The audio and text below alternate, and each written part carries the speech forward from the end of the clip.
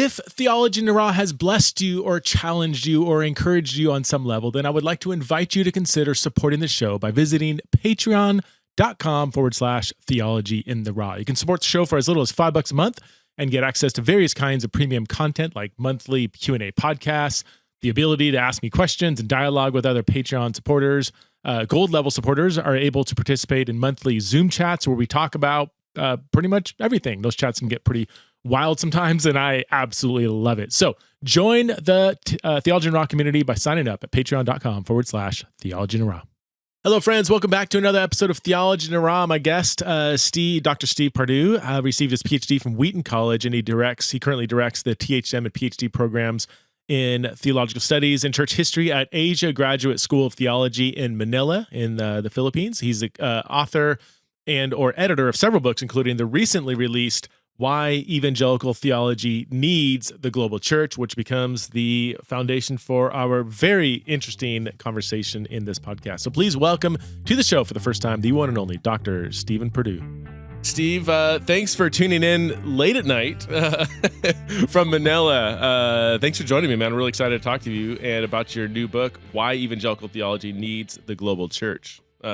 Before we jump in, though, just give us some background of who you are and how'd you end up in, I guess, in academia, but also in the Philippines.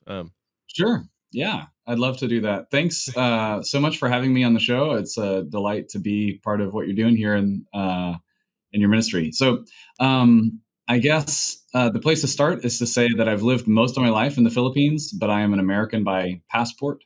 And my parents are Americans. They moved to the Philippines when I was 2 months old to, I guess, what's in Asia, a small town, but was a city of about 1 million people in the southern Philippines when I was a baby. So they were part of this growing, a missions movement from the West, but also that intersected and coincided with a booming kind of evangelical flourishing in the Philippines specifically. And that was my kind of introduction to the faith, was in these growing and exciting Filipino churches. That was where I was discipled, baptized, and came to know Jesus. I was always a curious kid. I think my Sunday school teacher did, I think, try to cast a demon out of me once for asking too many theological questions in Sunday school. But other than that, there was no predictor that theology would be my calling until I went to college, moved back to the U.S., stumbled into a Greek class that had a lot of openings because it was an 8 a.m. Greek class.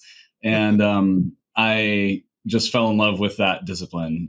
So it really started in biblical studies for me, and took as much of that as I could at Wheaton. And then that led me into the world of theology because I was asking questions that were bigger than what I could usually do in an exegesis class. So I wanted to think about, how does tradition inform this? How does culture inform how we read not only one text, but a bunch of texts all together? And so that led me ultimately to do a PhD in systematic theology. And then at the same time, the Lord orchestrated it for us to move back here about 11 years ago. So I had about a 10-year stretch that I lived in the United States. But other than that, this is home. Okay. Yeah. Hey, did you study under Van Hooser? Was he at Wheaton at that time? He was. Yeah, my years there providentially coincided with his, which was great. He was only there for, I think, 3 years, and I was there for 4 years, and we had the same, pretty much the same. I helped move his books over, and so that was a delight. My supervisor was Dan Schreier, who's a Van Hooser protege, I guess, and I loved my studies there. Would have stayed, done another PhD if they had let me. Yeah. It was a lot of fun. Yeah. Well, that program, the PhD at Wheaton, is very rigorous, right? I mean, I remember when I think I was in seminary when they just first started the program, and I remember hearing, stories of how just rigorous it was. Yeah. Was it a grind? It was challenging. Definitely stretched me, and brought me to to the edge of my abilities in many ways, but delightful. I mean, the way it's structured so that you're in a cohort with people from kind of other disciplines but you're all working closely and having lunch together and things like that. That was an extremely rich and just fertile environment to learn for 3 or 4 years. So when were you there? I'm very thankful for it. Were you that was 2000? 2008 through 2012. Oh, okay. Ryan Peterson wasn't there, was he? No, he had. Yeah, he was. He was a few years ahead of me. Okay. So he actually taught one of my MA classes, and he was one of the people who helped encourage me to go on to do a PhD. Oh, really? So, yeah, I get to credit or blame him for that. We did end up overlapping the PhD program for a couple of years. Okay. We were colleagues at Cedarville University. We both came in the same time. And, yeah. Good dude. Ryan's awesome. Good dude. Yeah. He was on the podcast. Oh, maybe a year ago or something. Yeah. Okay. Yeah. So what led you? So this book, Why Evangelical Theology Needs the Global Church. I mean, the title alone. So I just to let you know, I get publicists send me lots of requests, pretty much every day. Like, hey, you want to have this person on, person on, and most of them I just either I'm not at the moment have time to read the book, or I'm just not interested. It might be a great topic. I just personally, sure. But then this one, and it's usually like a 5-second, like, no, this is like right away. I was like, oh wait, ooh, no, this is something I'm very interested in. We're talking offline. Years ago, I read Phil Jenkins' the Next Christendom. Yep. It blew my mind, but it also confirmed a lot of things in my mind. Just his whole idea. It's been like, 15 years maybe, or 10 years since I read it. But just the growth of global Christianity is is far outpacing anything in the West. I think he even has a line like, by the year 2050, the number of like white Western Christians won't be non-existent, but it'll just be so small. I think it was like 20% of the global church will be like white Christians, to where it won't be like, oh, I didn't know they exist, but like, oh wow, that's unusual. Kind of like how white Christians think of like everybody else, like they might meet somebody from like India and like, oh, you're a Christian, you're not Hindu, even though there's like millions of Christians. And and remember, for every, I still remember some of these stats. For every 2 missionaries going into Nigeria, 5 are coming out of Nigeria, are being sent from Nigeria. Many of them to America. I mean, all kinds of stats. The top like 50 biggest churches in the world are not in the United States. Or So anyway, it's just like, wow. And actually, for me, it got me really excited because, I have been to many other countries. I just love experiencing and learning from other cultures. It's taken me. I'm still on a journey. I think every Western person is on just decolonizing your own thinking, like it's just fascinating how deeply entrenched our ethnocentrism is, there's like that top layer that gets pulled off really quickly. And then you realize like an onion, there's so many just things are embedded in you. Anyway, all that to say, I was very fascinated to read your book, and I've began it. I didn't get very far before the interview, but so you're taking more of a, I mean, like Jenkins is looking at kind of the historical phenomenon of Christianity, but you're looking at, the need for theological discipleship. I don't think you use that word, but like for us to be more just in tune with global theology. What I guess maybe I'll toss it over to you since you wrote it. Tell us a bit about the book and what led you to wanting to write it. Yeah, no, that's great. And actually, I would say your experience is probably similar to a lot of us, where that Philip Jenkins book, which I think came about 20 years ago, was sort of the first glimpse of like, oh my goodness, this really interesting thing is happening. And then if you're like me, it's like then suddenly about 5 or 10 years later, it's like it's all anyone's talking about, right? Because it is like the big story of the 20th century, especially that, from 1910 to 2010, the major shift in the center of gravity of Christianity. And there are all kinds of ways to slice and dice the numbers, but the bottom line is far more Christians now live in Latin America and Asia and Africa than in North America and Europe. It's not even close.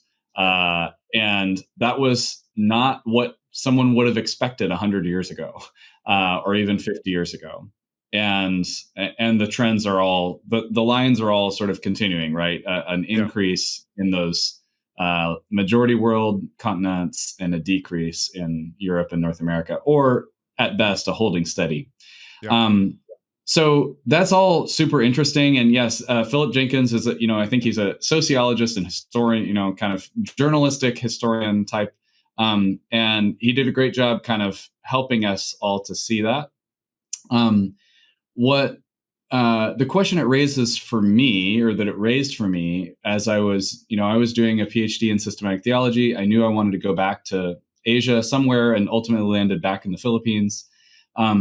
And just raising this question, like, okay, what does this mean for us in the field of theology? Because if you looked at what we had, the books that were on the market, the books that were being used, even in those Asian seminaries that I was, looking at teaching at, they were nearly universally still the same books that were being used in North American schools, often a few years behind, right? They were going for whatever was cheap and easily available, and really what people liked and trusted. But when I started teaching, I actually first taught a class at Wheaton full of bright-eyed undergrads who were kind of curious about Christian. It was an introduction to Christian thought class.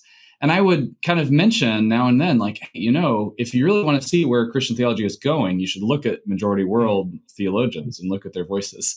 And they, to their credit, some of them would say, "Great, point us to them." And it's actually pretty challenging. So this was back, in 2011, right around then. There were just not very many books on the market that had majority world voices featuring heavily. So you could point them to an article here, a book there, but that sort of led me on this journey. So it started with collaborating with a couple of other scholars to try to get books to the market that actually had majority world voices in them. So we started a book series called the Majority World Theology series that was published with Erdman's, and then Langham Literature co-published it. And that culminated in this book called Majority World Theology. And that was really awesome. I learned a ton. I enjoyed it. And we kind of tried to meet that need in an initial way. However, I think I realized at some point along the line that I had missed a step, because I think those books were getting some reception. People were hearing them and excited if they had tuned in when they read Philip Jenkins, and if they also were convinced that the changing face of Christianity should impact our theological literature. But there was actually a lot of skepticism, or even just uncertainty about, will this affect our theological literature? Should it? And that was the question this book tries to answer, is to say, okay, let's talk directly about that. I'm arguing, yes, it should. Not maybe in all of the most dramatic ways that you might initially expect or think, but in really important ways nonetheless. And that there are evangelical reasons to do that. It's not political correctness. It's not just, yay for diversity. It's actually the gospel itself and the biblical text itself that should drive us to attend to that changing reality of the church today. You do a great job setting up some of the skeptical questions early in the book. You have a quote here. I think this is from an ETS conference or something, where somebody raised a question. And this is the quote from the person asking the question. He says, "African theology, Asian theology, Latin American theology, aren't all these cultural theologies just relativism? Why can't we just do pure theology?" Or on the previous page, you've got a quote a little more aggressive, maybe, from I think it was John MacArthur. Let me see where it was. Oh yeah, the contextualization of the gospel today has infected the church with the spirit of the age. The world now sets the agenda for the church. I mean, he's basically saying this whole idea of contextual theology, um, looking at theological reflection from different ethnicities, different parts of the globe, like, that Yeah. all that's just, on the brink of syncretism, if not full on syncretism.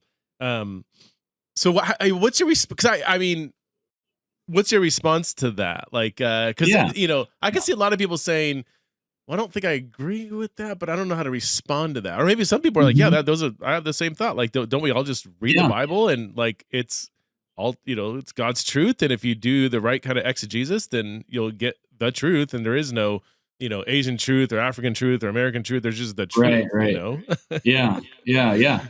Yeah, no, I mean, I actually think this is a fantastic question, most of the time. I sometimes it can be raised, I think, in bad faith, Yeah, but I think most of the time it is actually a good faith, effort to try to figure out, wait, so what difference does culture make? Because I think there is, especially in the evangelical tradition, an instinct that theology is a little bit like science. We're yeah, trying to make sure we make contact with a thing out there, reality, and we want to make sure we don't just turn the microscope back on ourselves and see, project our own voices, wishes, onto God, or onto Scripture.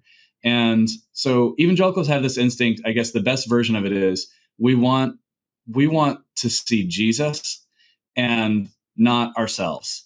And so there is, I think, a healthy question there.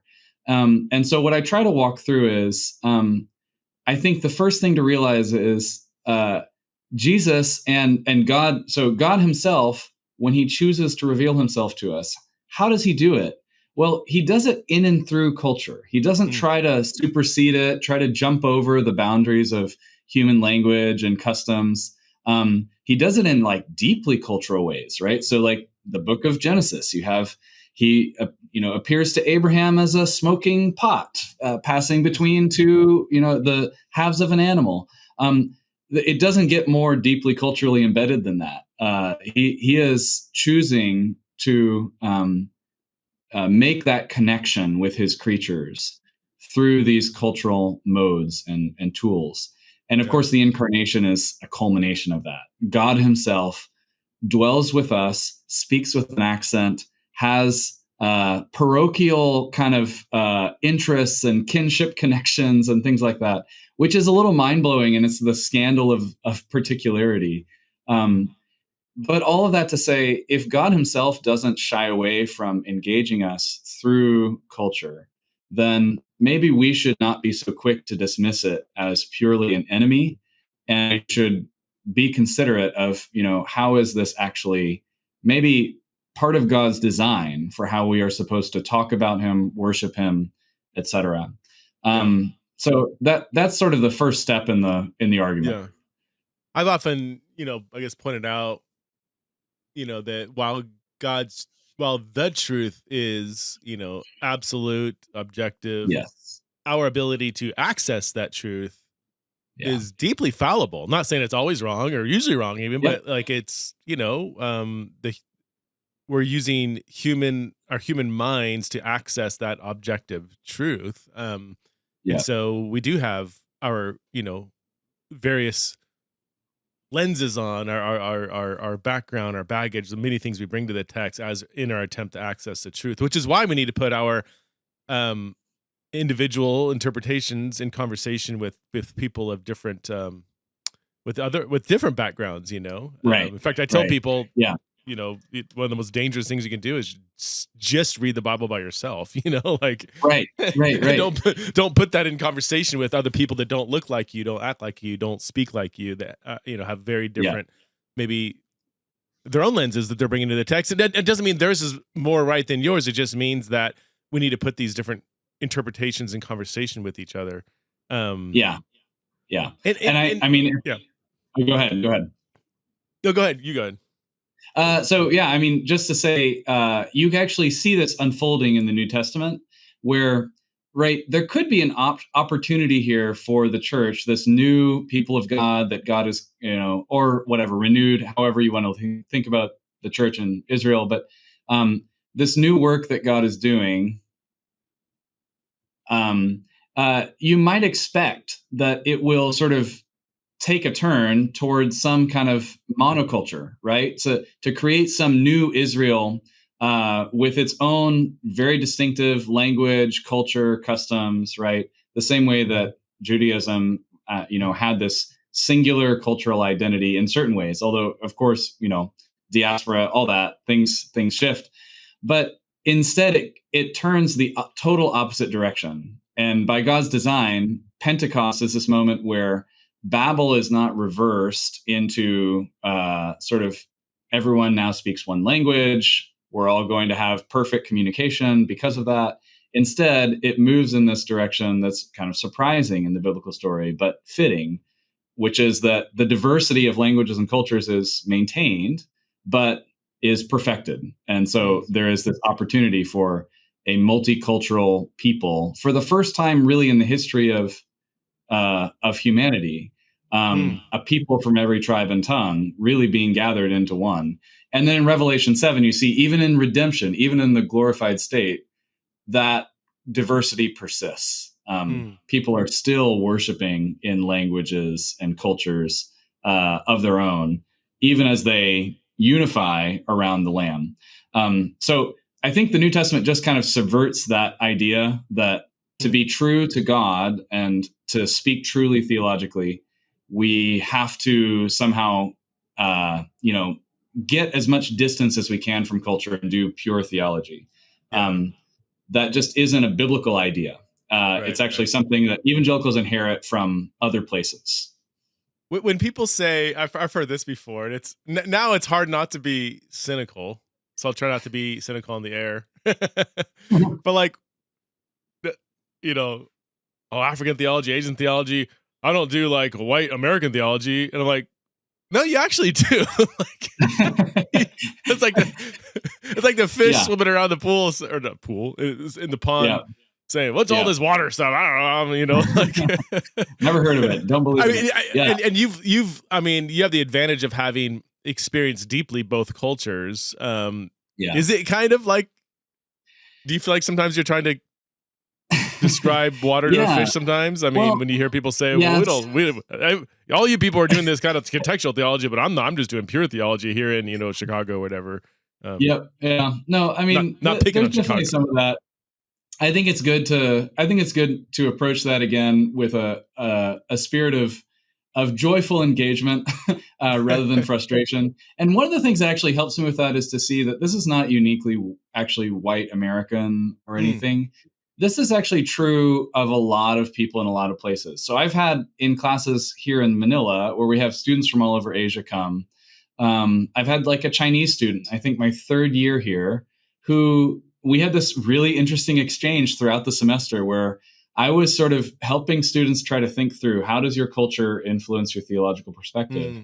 And he was saying, well, it tells me, like, whatever Chinese culture says, I should do the opposite, because to follow Jesus is actually to cast off this old way of life that was oppressive and difficult and terrible for me.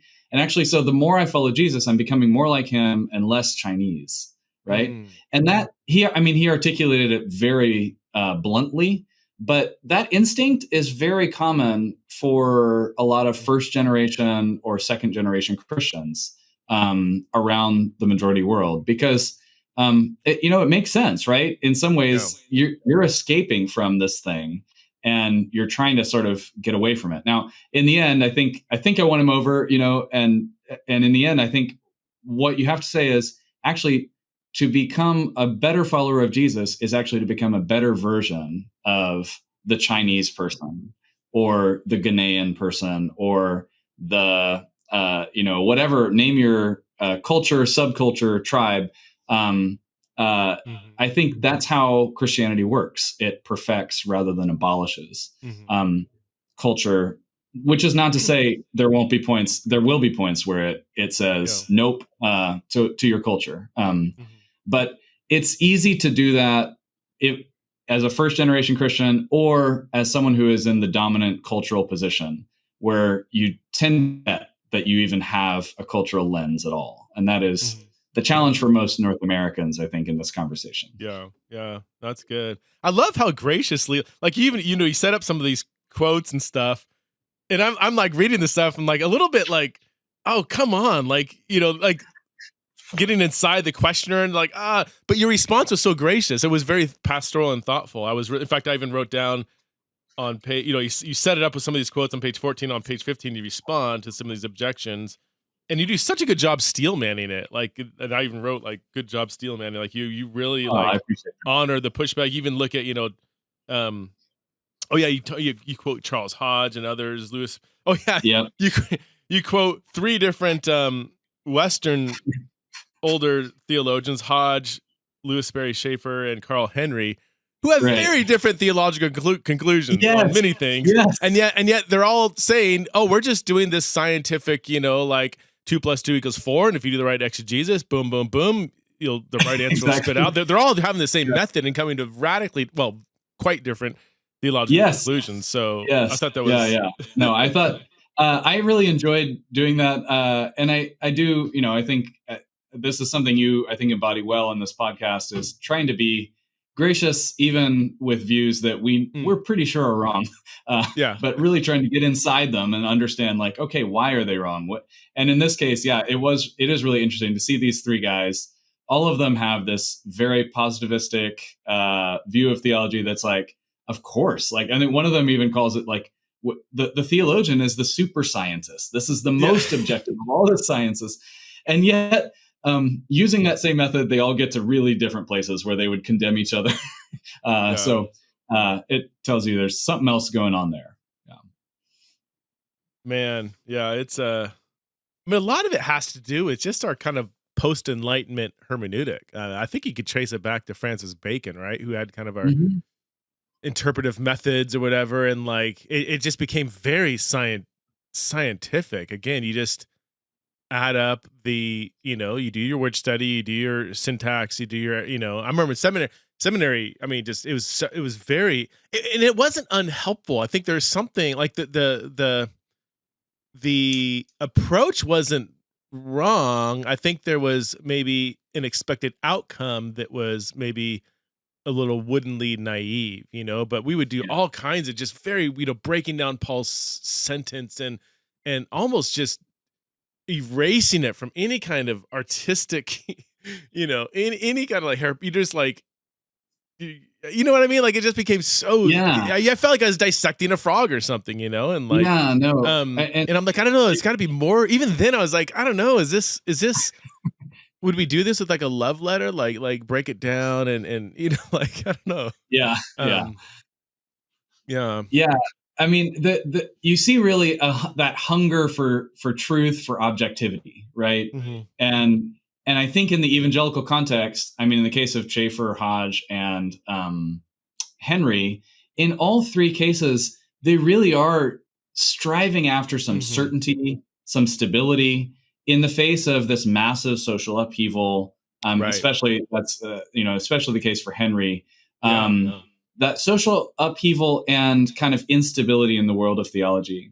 And I guess, let me just even put it, steelman it even a little further, which is to say, I actually think, like, if you go on in the book and you see the overview of how did contextual theology start, really post-Vatican II, Roman Catholics start really diving deep into here because of some of the directives in Vatican II.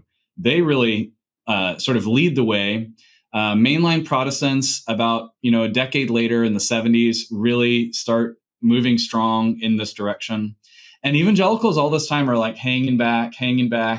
Now, during this time, we're doing missions like crazy, translation, and in a way, we're pioneers in contextualization because we're trying to get the gospel and the Bible into every language.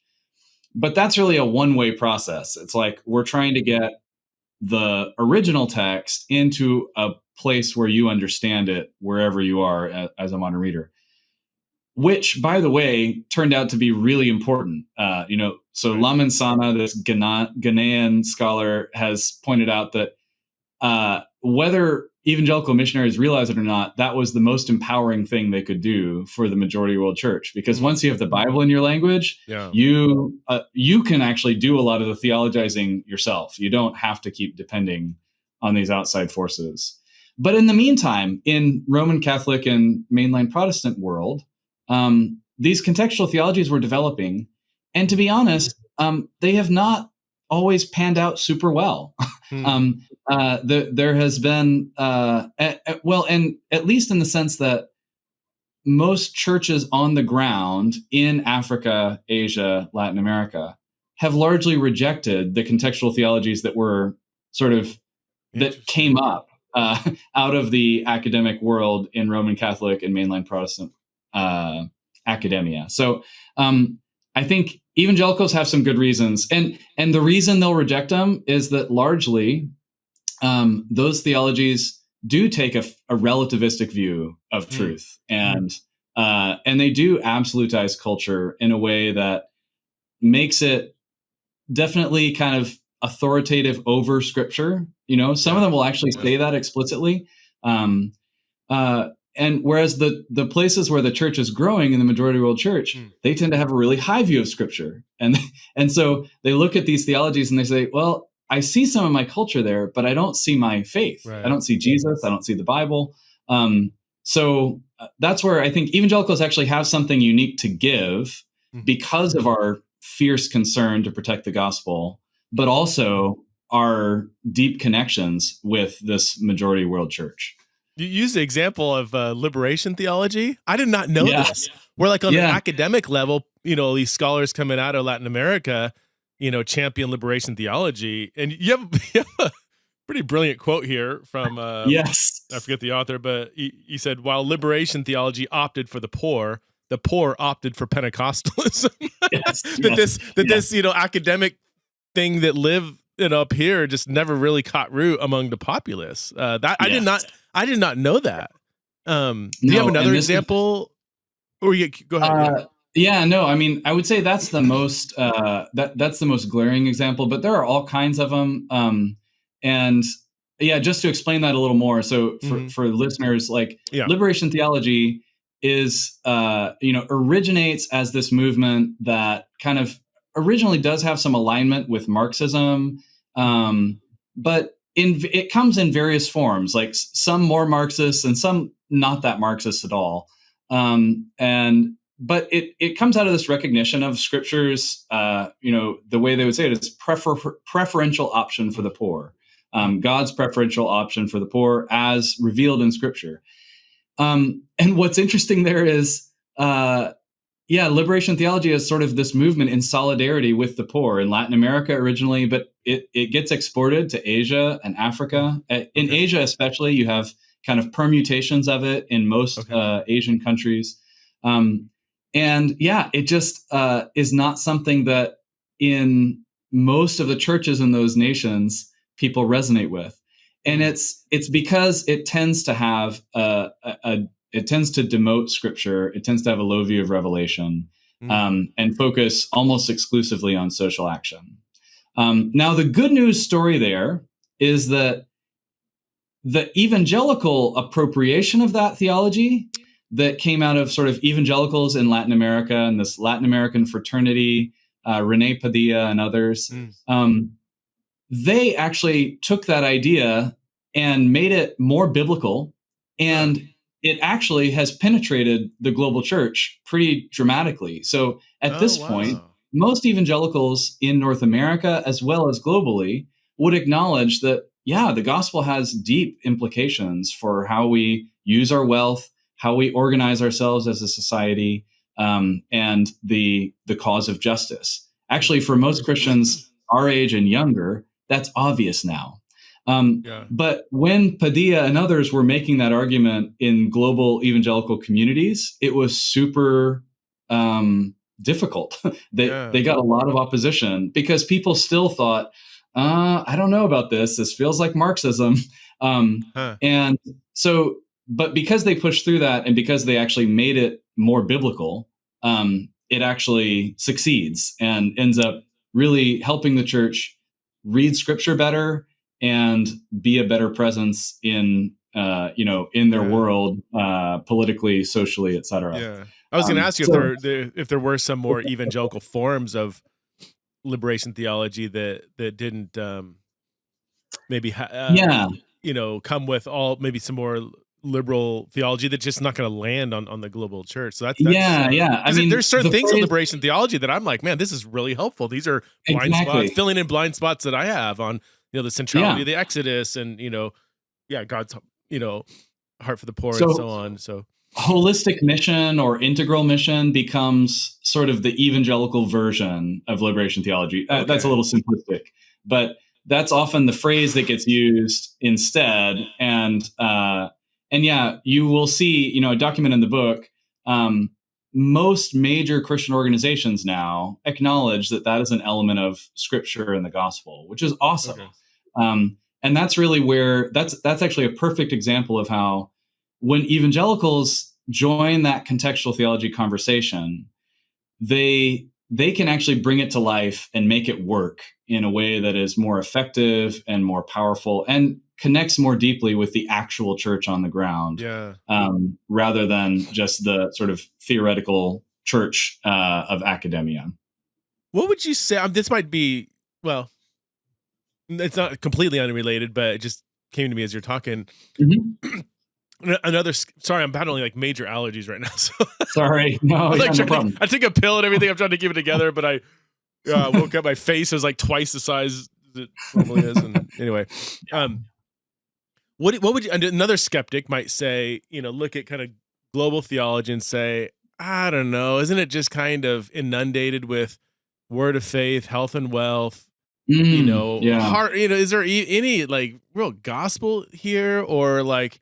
Or even, dim it down a little bit. You still have like just wild Pentecostalism, not raising your hands in church or believing in sign gifts, but just some of the more crazy stuff, is this, the billions of global Christians around the globe, like, is this real, is this a really kind of Christianity we want to kind of celebrate? What would you say to, because Pentecostalism is obviously very widespread, by far the fastest growing, and I think at least one of the biggest, if not the biggest, evangelical movement. Right. I think that's a good question. I would say, my initial question is, if the questioner is from North America, then I also would want to ask, like, is North American evangelicalism the thing that we want to like really highlight? The nationalism and given some of the travails of the North American evangelical church right now.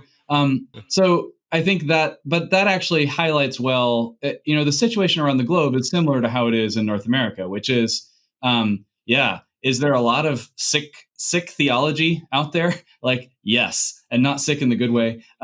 Is there a lot of kind of bad health in the evangelical church? Absolutely. And that applies in, name your country. But is there also a lot of like really amazing gospel stuff happening? Yes. And overall, it's a good news story. God is genuinely at work. These are genuinely, churches that are seeing lives transformed, communities transformed, and that are lifting high the gospel and the name of Jesus. I do think, part of what I try to get across in the book is that there can be an idealizing of the global church that I want to sort of help people move away from. This is not like, I don't know, this is pretty cringy, but I think in the old days, there was this idea of like the noble savage, right? Yeah. This is the idea that Western anthropologists kind of propagated initially as a way to try to help people to be more generous with non-Western civilizations, to say like, look how noble they are, and how and in people like Rousseau, it actually like grows into this full-fledged, well, no, this is how we should really be. We should just be people out in pure nature, and that's really where. And actually, you go live in anywhere like that, and you find, well, no, it's like they have problems too, right?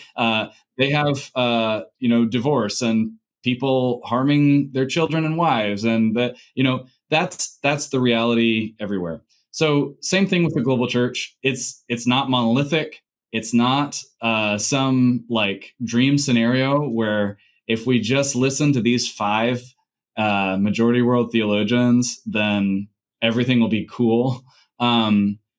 It's actually really messy, in fact, right? So even within Asia, which is a big continent, but we have all the time among our colleagues and kind of the evangelical thinkers in this region, strong disagreements about how to understand the gospel, how to apply the gospel, how does the gospel inform the way we interact with ancestors, right? Those are hard arguments, and they're not all solved. And so it's not as simple as go to the global church or the Asian church and learn how to solve your problems.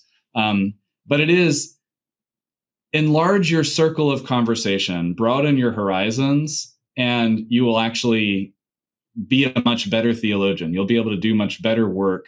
And this applies, I think, to biblical studies as well, because you're going to see things that you were missing. You're going to recognize you were making hobby horses out of things that actually are not that significant, but maybe just kind of in the generation that you grew up in your culture that really got prioritized. So it has that just leavening and broadening effect, but it's not a magic bullet. Hey friends, I wanted to let you know that for the next week, we have an amazing opportunity for you to win free tickets to the 2024 Exiles in Babylon conference here in Boise. All you have to do is post about the conference on Instagram, Facebook, or the platform formerly known as Twitter, and you'll be automatically entered for a chance to win a pair of in-person tickets, 2 virtual passes, or some Theology in the Raw merch. Just make sure you tag your post with hashtag Exiles24. Note the plural, hashtag Exiles24, and set your account to public so that we can actually see it. Everything else is up to you. You can repost stuff from our account.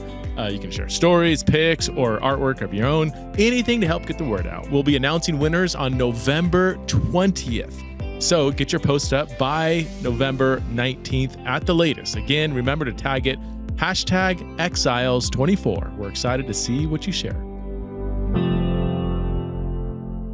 So here's a genuine question that I have. I've tried to represent like potential pushbacks, wherever, but here's one that I have.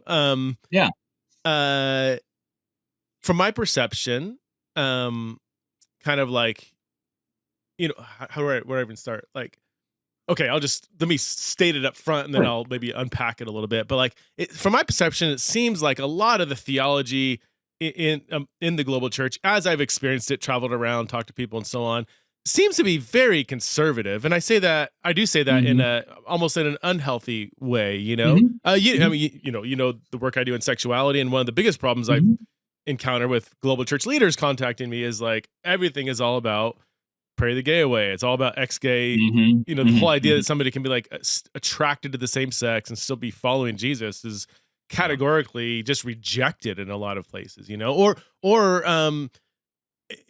again, in my experience, and maybe my perception is off, but it seems like there is, we talk about a lot of, misogyny in the American church. I'm like, go overseas, man. And there's still some very deeply patriarchal kind of forms of how women are treated, both in the culture and in the church. I mean, stuff that would make your head spin, and like, so is my perception that there is an unhealthy form of theological conservatism that is very widespread in the global church, or should I be concerned about that, or is that just another one of my colonial kind of like things I need to, like maybe they're more right and we're more wrong, maybe I've absorbed my Western progressive values more than I realize I have, and I'm sure you've would love you. That's a fantastic question, and I'm just trying to think about the best way to answer it. I mean, because I think the short answer is it depends.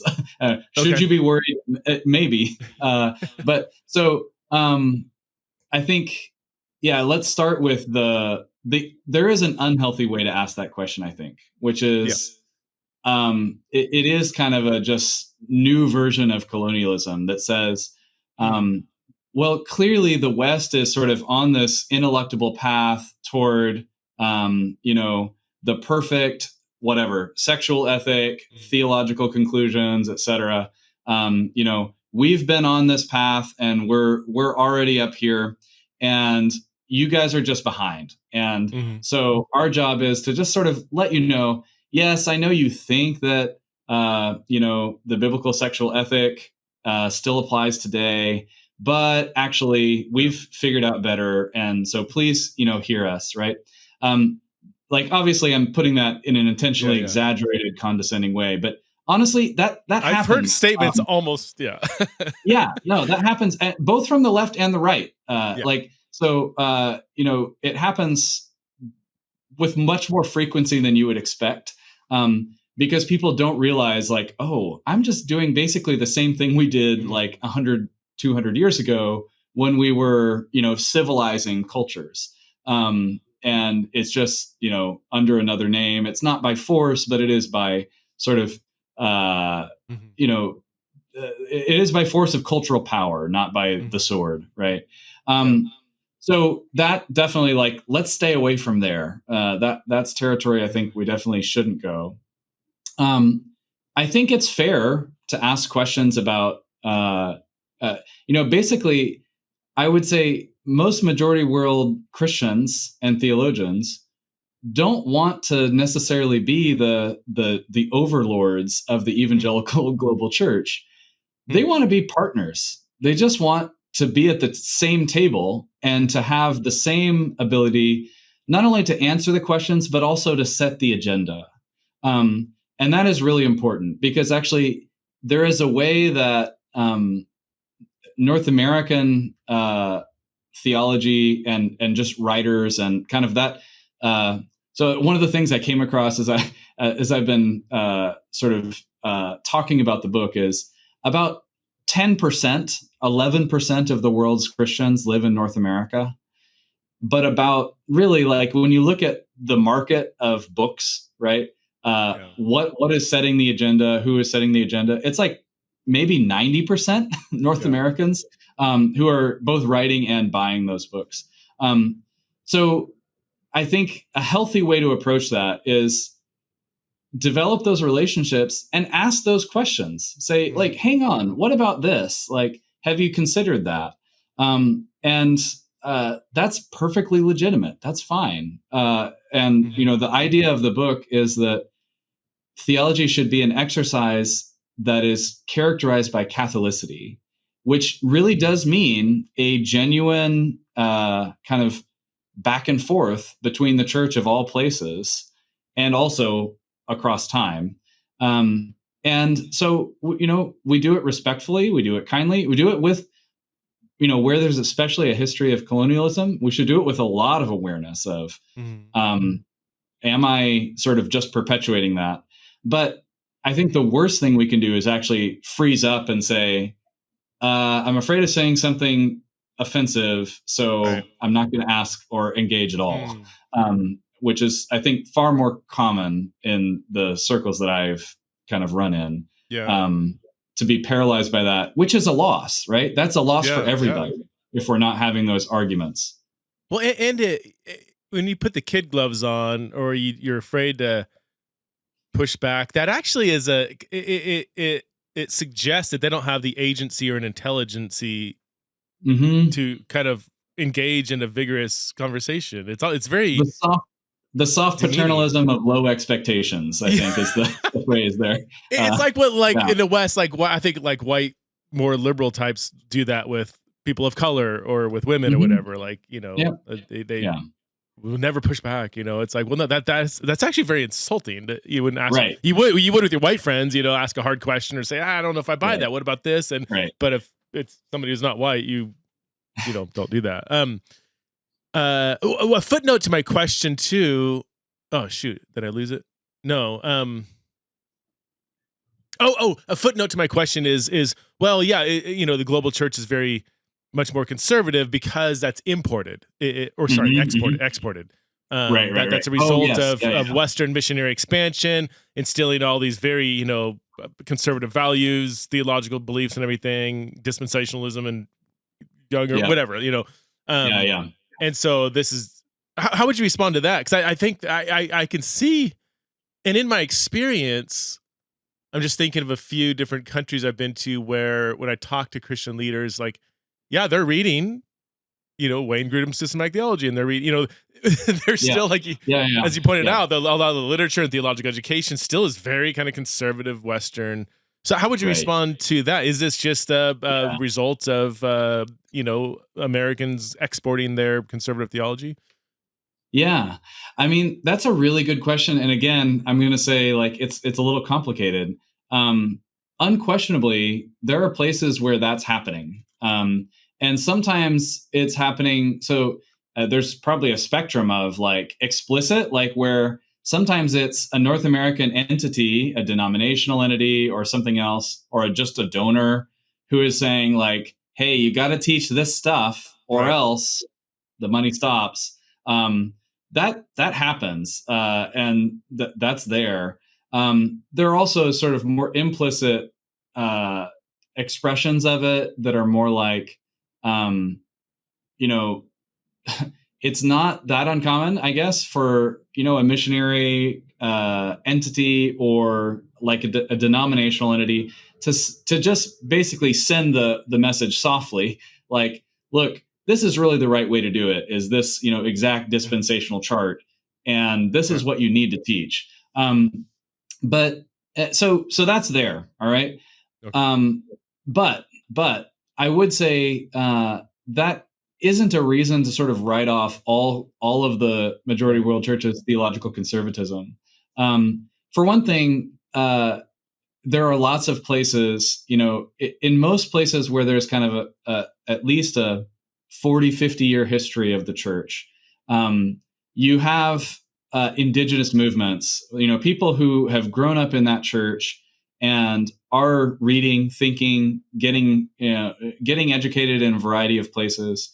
And they do have agency, and they are kind of choosing ideas and not just adopting ones that were forced upon them.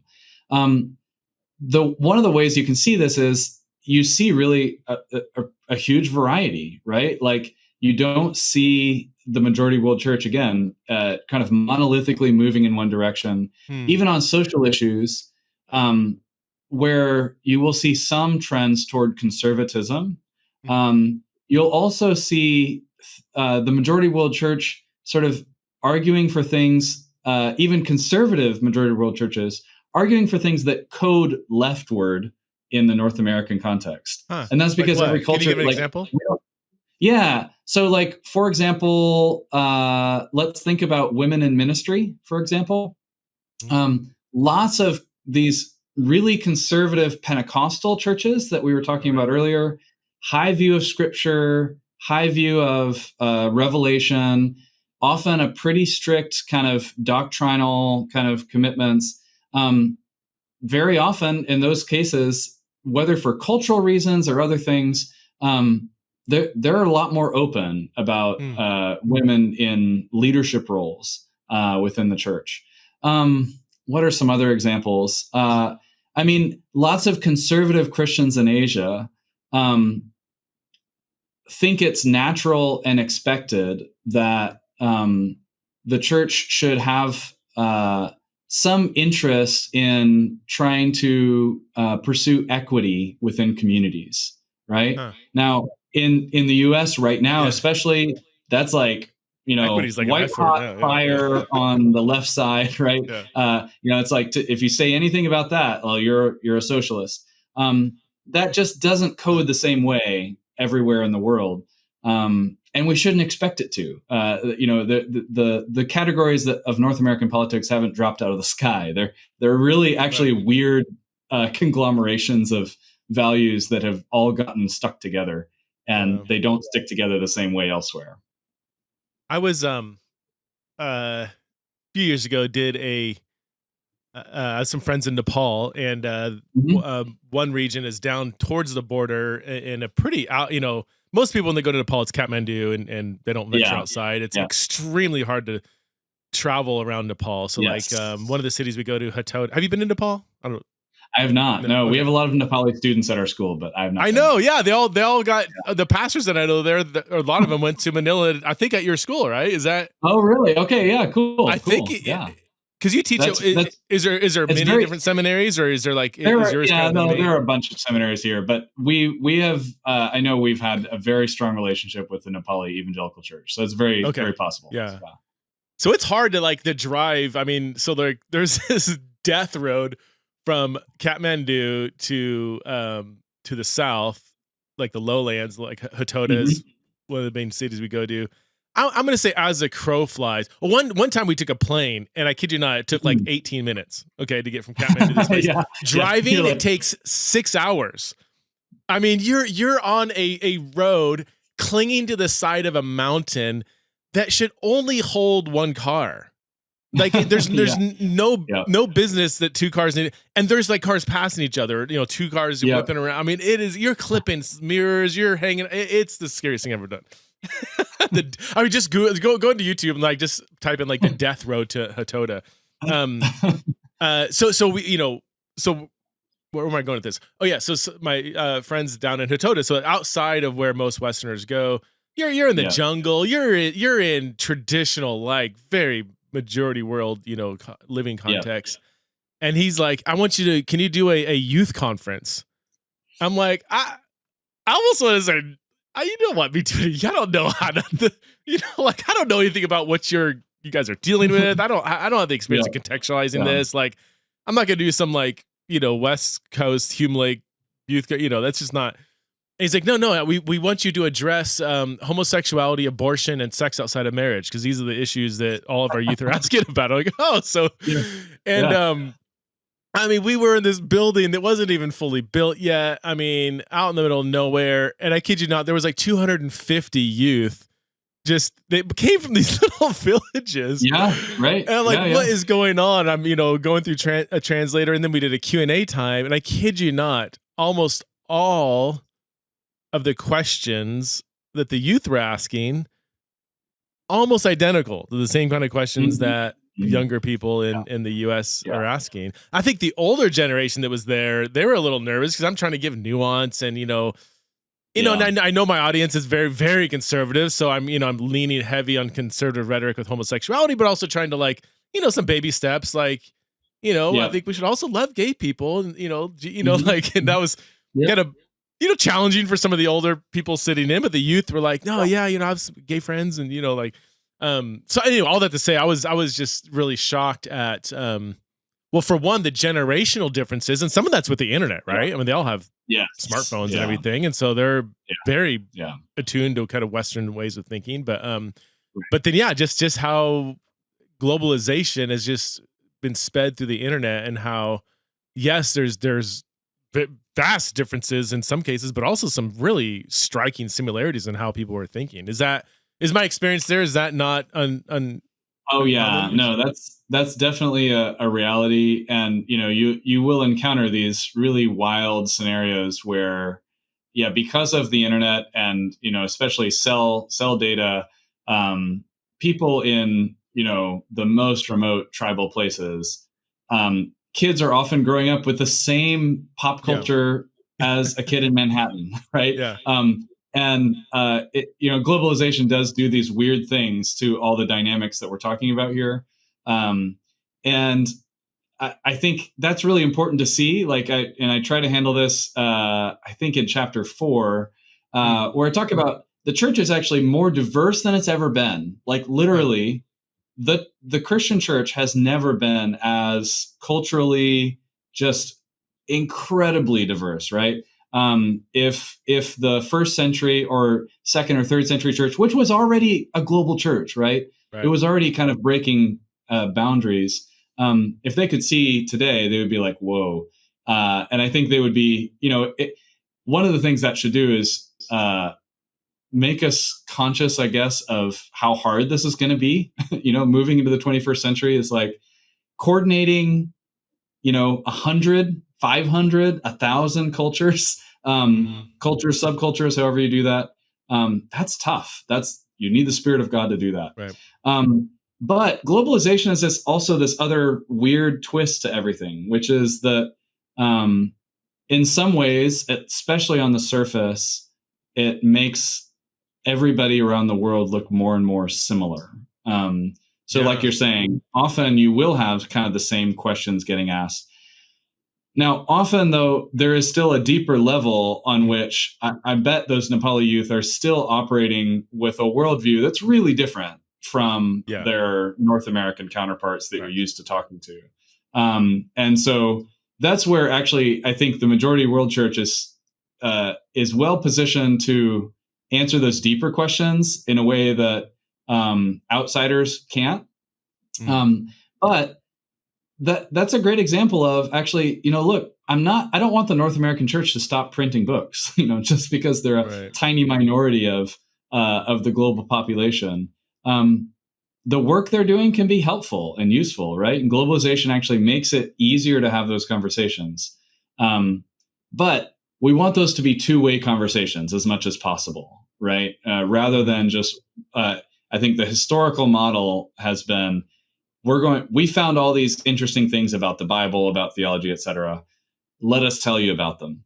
And we want it to be more like, can you tell us what are you seeing? What are you finding there? Is there going back to the resources, like, is there a growing body of literature? I guess I would have, produced in English that is being produced from majority world leaders. Is that because you said even like 10 years ago, you said there wasn't much. Is that hardly any? Yeah, I mean, it's improving. It's slow. It's slow progress. The reality is we now have, since the 70s, there's been kind of just a blossoming of majority world scholars who are doing PhDs or advanced degrees, the kind of degrees that train you to write. And so that there's reaching a critical mass, especially in many in certain nations that have kind of have really invested heavily there. Right now, the reality is those people are almost all overworked. Most of them are deans or seminary presidents because they have a PhD, and so that they're getting put into these leadership roles and not able to, they don't have sabbaticals and they don't have research leave and centers and things like that. And then there's also this problem of the market has to actually adjust to the reality, right?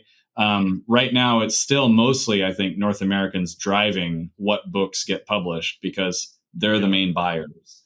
How do you get? That's my question. It's like there's a system here where you have a certain consumer base that's consuming a certain series of authors, and it's just it's a machine that just goes round and around. I don't know how. I'm not an economist, so I don't know. I mean, this is outside my pay grade, but I'm like, I don't know how this will ever change, really. Like, I mean, I think it is changing even now, and I'm aware of a lot of publishing houses are actually, even just from an economic incentive perspective, saying, how do we capture as much of that? That's a much bigger market ultimately than the North American one. So how do we get there? But if I would encourage you and all of your listeners to go to Langham Literature, just Google that. So Langham is, the foundation that was started by John Stott and kind of carries on his legacy. And they have this amazing literature arm that really is doing amazing work. Basically, they're willing to lose money, and they have the network already there. So they can sell books in the majority world, and they know the authors because in many cases they provided scholarships to a lot of these people who they're one of the major kind of supporters of majority world theological education. Incredible work happening there, and I would say go to their website regularly and just browse their catalog and buy some of their stuff, because that is where you'll find I would say the freshest emerging evangelical voices. And over time, the bigger presses are going to get a hold of it as well. But Langham is really leading the way, and it's exciting. Yeah. I have you got a few more minutes? I don't know what your time frame Yeah, is. yeah. Well, yeah. it's midnight there, right? So I'm up, man. you don't Now have any class I'm to get all to. wired. I'm not going to be able to sleep for a while. Yeah. I had another experience. We're talking offline, so I'll just start from the beginning with my Okay. audience. Another experience that was a little shocking to me. I was in Lusaka, Zambia. Mhm. Visiting. What was I doing there? Oh yeah, we're exploring, actually considering moving there years ago. This is Hmm. 10, 15 years ago. Mhm. Heard about a seminary that was starting there, had some friends that had been there. So like, let's go check it out. And so um went and kind of hung out with a lot of African leaders there. Really neat stuff going on there with the gospel. And I Mhm. was shocked. One, I mean, there was a stark poverty disparity there where the city was remarkably wealthy. Like, you're driving around Mhm. Lusaka and you're seeing tons of not just Yeah. one or two Mercedes, but like, I mean, busy traffic on the Yeah. roads, lots of, but then you go on the outskirts and it's just people living in huts. And so really Yeah. start, I mean, I was expecting disparity, but I didn't expect to see so much middle to upper to wealthy Yep. classes there. Like, not Yep. just a few people up on the hill, but it was pretty widespread. And then I show up at Yep. church and it's like, yeah, everybody's pulling up and they're, really nice cars. The church building just beautiful and very Yep. Western looking. The preaching felt very American. But even beyond that, there was this like community of like John Owen reading, John Piper Yes. listening, Reformed people who even talk, very, very, their lingo sound. I mean, if I closed my eyes, I would think I was in like a young, restless Reform, Yes. Acts Yep. 29, or maybe not, but like that kind Yeah. of like Yeah. very, like reading. I mean, they're reading like Charles Hodge and all these dead, Dutch Yeah. theologians. Like, what? Yep. You open your eyes and like, I'm in Africa, but like, what happened? How did this get here? So I was describing this to you offline, and you said that that's not actually that unusual, that the kind of, there's like a Yeah. young restless Reform movement kind of budding up all Yep. across the globe. Can you explain Yeah. that a little bit? How did that Yeah. happen? Yeah. No, I mean, it is, you described it exactly right. And this is true in many, many places. So Alexander Chow has done really interesting work documenting this in the underground church in China, this real interest in Reformed theology and like the deep stuff, like the deep cuts, Yeah. not just the kind of stuff everybody talks about. And it is, no, it's a phenomenon. It's real. Um, it, I think, again, like we talked about before, there can be an instinct that says like, oh, this is not legitimately African or Chinese or Filipino, right? But that, I think, I want to really encourage everybody to like, whoa, take a step back, think about this. These are people who are like not, they're not unintelligent. They know Very what they're intelligent. doing. I was blown away at how we were talking actually, supralapsarianism. We were at the same kind of very sophisticated seminary. Exactly. I was with lay people that weren't even like in seminary, but they're Yeah. literally reading John Owen, and like, I'm like, oh my word. Yeah. Yep. So they have found these and they think that they're treasures and they're ready to dive in and use them and make them sort of come to new life and new expression in the African, Chinese, Filipino, wherever church. And I think we should look at that and be excited, even if you're not into Reformed theology, like, because what it means is that's Catholicity at work. That's one part of the church that is far flung, but finding like sort of life and gifts, kind of treasures from another part of the church. And that actually tends to make for healthy cross fertilization and healthy dialogue, right? So I'm generally, I'm happy to see people thinking deeply about the things of God, wherever they are, using whatever tools they find useful. Now, as much as possible, I think we do want the majority world church to keep on bringing those things to new life and new expression and finding new ways forward. In other words, theology isn't always supposed to just be pure repetition. It's supposed to be kind of trying to meet the moment and the culture at the present with this deep and abiding truth of Scripture and the gospel. So there is always new work to do, even if you find that old work really helpful. I had a super fun time earlier this year. I taught a module on Augustine called Reading Augustine in Asia. This was a super interesting. So I had been wanting to do this for a while, and I finally got to do it with students from around the region. And it's fascinating how many of them found in Augustine, a friendly dialogue partner. Huh. And, you think of, now Augustine was African, by the way, right? But you do think of, he's also a keystone in the Western tradition. Right. No question. And he's bringing, all kinds of assumptions that we don't share today in, let's say, the Philippines or China today. However, a lot of his world was very similar to the world today in the majority world. In terms of, he was living in a world where the spirit world was still very real, right. As opposed to the secular world where it's only in horror movies that the spirit world gets discussed.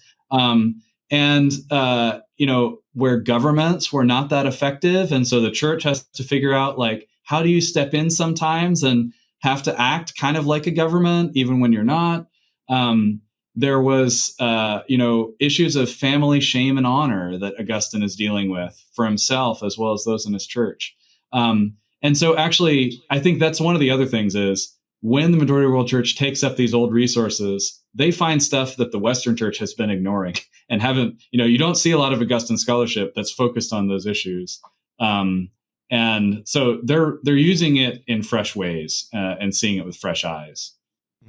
Oh, that's helpful. Yeah. So it would be not accurate, or it might be subtle neo-colonialism for me to kind of look and say, this just feels very exported. Like, this just feels like this doesn't feel genuinely African. It was my first and like, but I even had, I'm like, wait a minute, that even then, this is 15 years ago. I was like, I don't know, like, isn't that kind of dehumanizing to not trust their minds to like sort through what is a accurate interpretation or reflection of Scripture and what is simply adopting a Western, that just is subtly insulting to the intelligence of people to just say, oh, this is just exported, as if they don't have the brain power to be able to sort through what is, just Western theology versus, a sound interpretation of Scripture. So, I mean, again, nothing wrong with asking a question, especially in the context of relationship, to say, like, to your African brother, like, is this meeting the needs of your community? Like, do you feel like it's connecting?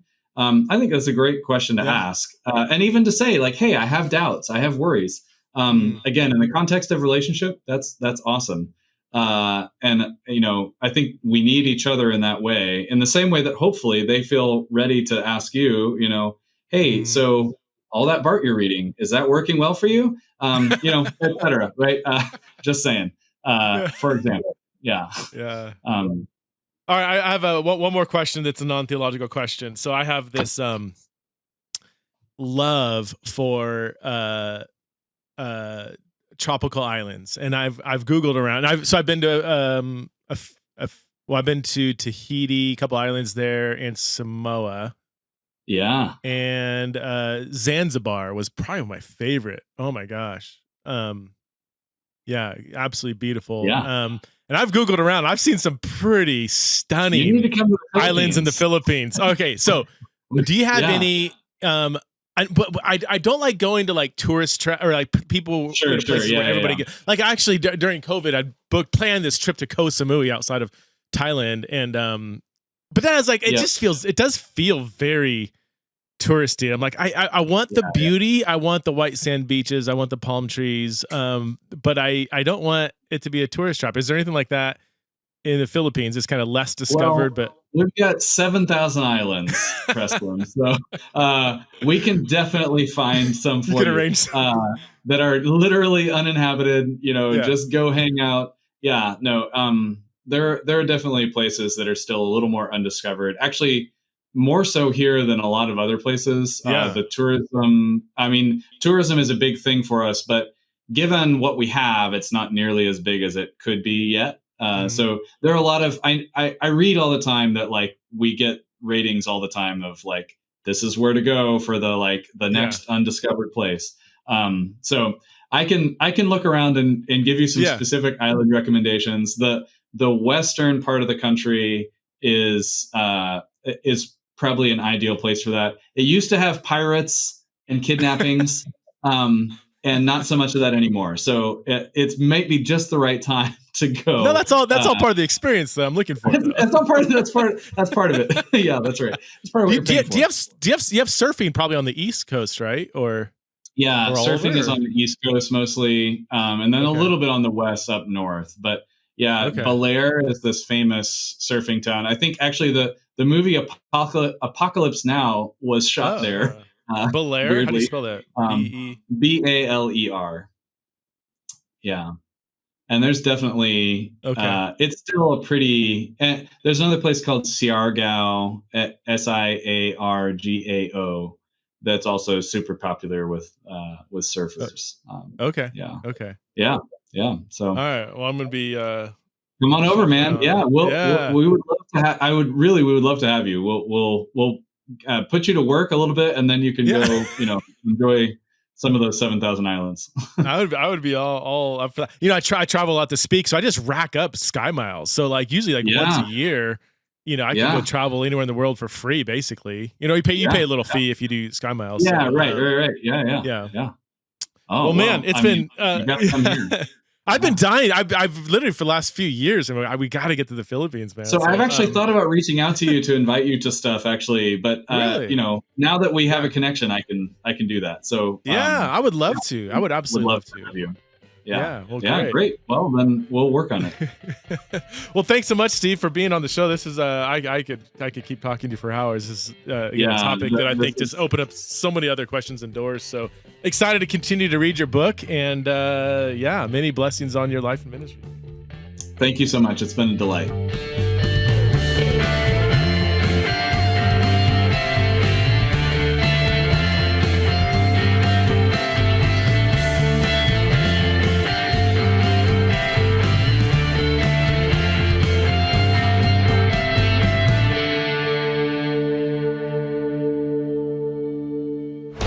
This show is part of the Converge Podcast Network.